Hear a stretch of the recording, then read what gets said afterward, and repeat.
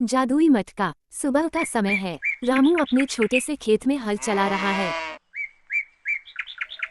रामू सोचा है, हे भगवान, इतनी मेहनत के बाद भी फसल वैसी नहीं होती जैसी होनी चाहिए। पास ही गुड्डू मिट्टी में खेल रहा है। वह अचानक एक चमकती हुई मटकी देखता है और उसे उठा लेता है।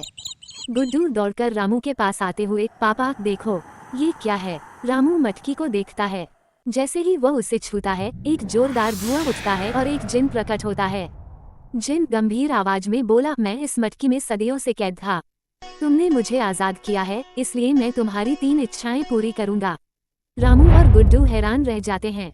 इच्छाएं? मुझे कुछ नहीं चाहिए, बस मेरे खेत में अच्छी फसल हो जाए। जिन, तुम्हारी पहली इच्छा पूरी हुई। अब से तुम्हारे खेत में जो भी बीज बोओगे वो दोगुनी रफ्तार से बढ़ेगा। कुछ महीने बाद रामू का खेत चारों ओर से लहलहा रहा है। फसल इतनी अच्छी है कि गांव वाले हैरान हैं। गांव वाला बोला, रामू, तेरी फसल तो कमाल की है, क्या जादू कर दिया। दूसरा गांव वाला बोला, इतनी अच्छी फसल तो हमने कभी नहीं देखी। रामू मुस्कुराता है, लेकिन मन में लालच आने लगता है। रामू ने सोचा, अगर एक जिन एक इच्छा पूरी कर सकता है तो क्या मैं और कुछ नहीं मांग सकता। वह घर जाकर मटकी निकालता है। जिन फिर से प्रकट होता है।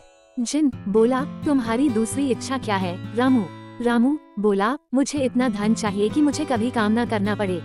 जिन एक पल के लिए सोचता है, फिर एक सोने का सिक्का रामू के हाथ में रखते हुए कहता है, यह एक जादुई सिक्का है, तुम इसे जितना खर्च करोगे यह उतना ही कम होता जाएगा, लेकिन ये कभी खत्म नहीं होगा। रामू खुश हो जाता है। वह बाजार जाता है और नई नई चीजें खरीदता है, लेकिन उसका मन बेचैन रहता है। गुड्डू कहता है, पापा, आप पहले की तरह मेरे साथ क्यों नहीं खेलते।